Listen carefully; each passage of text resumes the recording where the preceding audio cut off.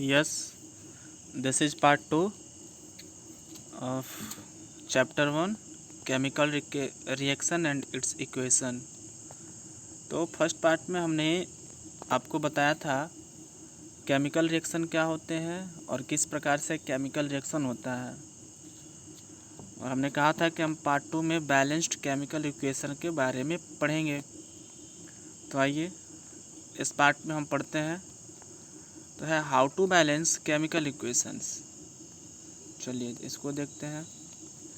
बहुत ही आसान स्टेप है इनके, कुछ स्टेप को हम फॉलो करेंगे जिसके हेल्प से बहुत आसानी से हम इक्वेशन को बैलेंस करेंगे। स्टेप वन क्या करना है हमको कि count the atoms on each side of the equation. Equation के दोनों साइड के एटम्स को काउंट करना है। पहला स्टेप हमको ये याद रखना है। तो आइए देखते हैं।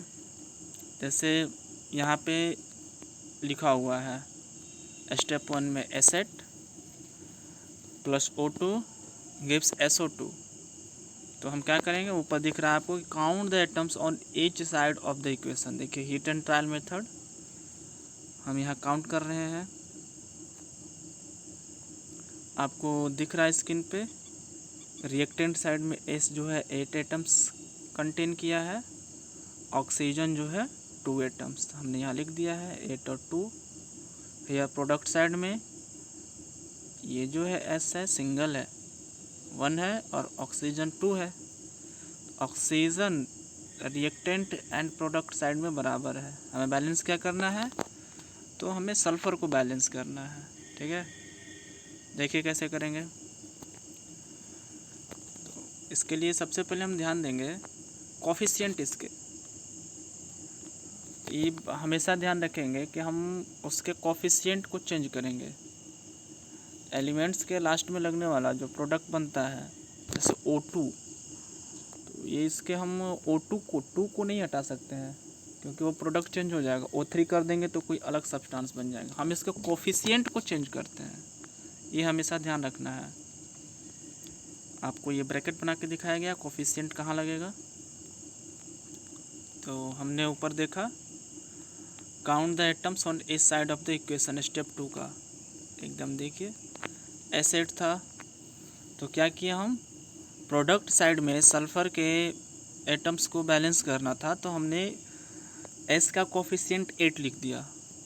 जैसे ही हमने S का कोफिशिएंट 8 लिखा तो हमारा क्या हुआ, सल्फ़र जो है बैलेंस हो गया एसेट और एसेट, बट हमारा ऑक्सीजन डिसबैलेंस हो गया क्योंकि जब इसके आगे कोफिशिएंट लगा तो ये 8 का मल्टीप्लाई हो गया 2 के साथ। तो ये कितना हो गया, प्रोडक्ट साइड में आपका ऑक्सीजन 16 हो गया अनबैलेंस। तो फिर से हम क्या करेंगे, ऑक्सीजन को बैलेंस करेंगे। देखिए बहुत आसान तरीके से हम लोग समझ रहे हैं। स्टेप 2 में क्या किए, तो ऑक्सीजन को हम मल्टीप्लाई कर दिए 8 के साथ। देखिए 2 × 8 = 16। नाउ अब देखेंगे हमारे ये हियर सल्फ़र 8 ऑक्सीजन 16, यहाँ भी oxygen 16। Now this is balanced equation. बहुत ही आसानी से बैलेंस हो गया। आगे देखेंगे स्टेप 3। देखिए ओनली चेंज द कोफिशिएंट। ये आप कभी नहीं भूलेंगे कि हम क्या चेंज करेंगे, only change the coefficients. Example और देखते हैं स्टेप 3 में।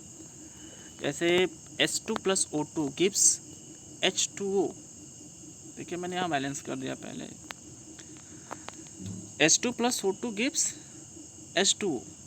तो हम काउंट करेंगे, इसमें भी देखेंगे हीट एंड ट्रायल मेथड से हमने लिखा हुआ है हाइड्रोजन कितना है, रिएक्टेंट साइड में 2 है, ऑक्सीजन कितना है 2 है, इधर हाइड्रोजन 2 और ऑक्सीजन क्या था 1 था। तो हमें ऑक्सीजन को बैलेंस करना था, तो हम ऑक्सीजन को बैलेंस करने के लिए इसके कोफिशिएंट में 2 लिखे।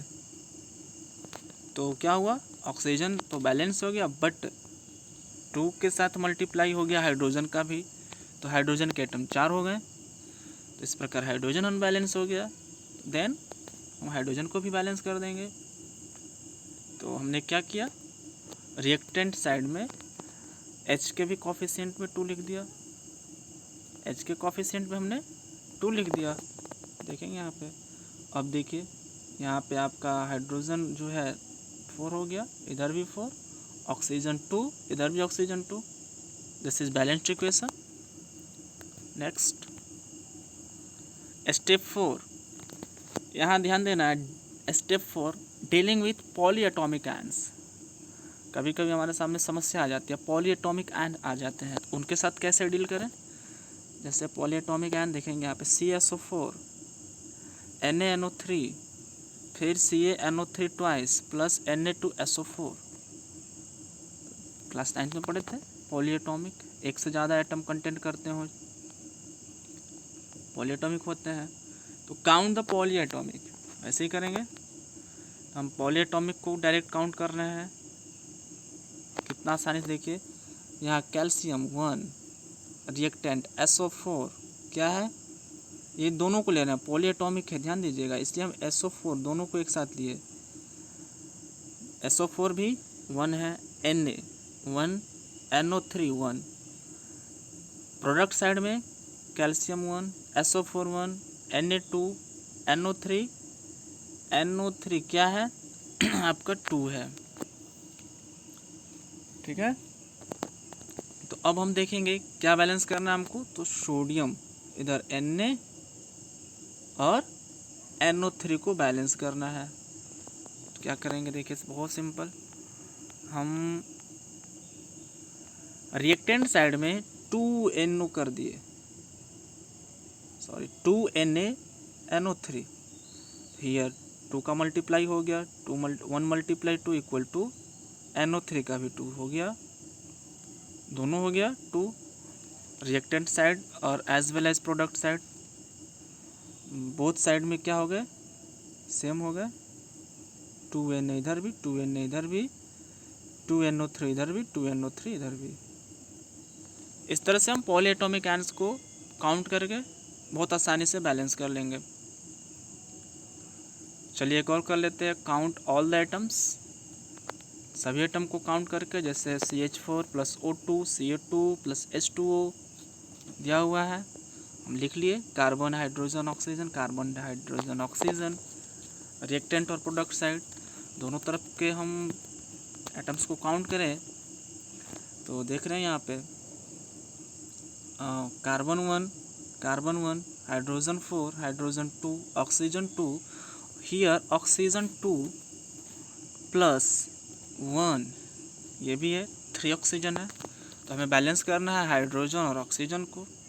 क्या करेंगे देखते हैं, नेक्स्ट स्टेप में हमने बैलेंस करके दिखाया हुआ है उसको। तो क्या किया हम कि यहाँ पे हाइड्रोजन के कोफिशिएंट पे हमने 2 लिख दिया। यहाँ देखेंगे 2 से मल्टीप्लाई हो गया, 4 हाइड्रोजन बैलेंस हो गया। जैसे ही यहाँ 2 लिखे तो यहाँ कोफिशिएंट इसका ऑक्सीजन के साथ भी आ गया, तो ये भी 2 हो गया। तो अब क्या करेंगे, यहाँ पे 2 पहले से था और ये 2 प्लस 2 इधर भी 4 हो गया, तो इधर का ऑक्सीजन अब 2 रह गया, इसको भी बैलेंस करेंगे। तो इसके कोफिशिएंट पे हम क्या लिख देंगे, 2 लिख देंगे, ये भी बैलेंस हो गया।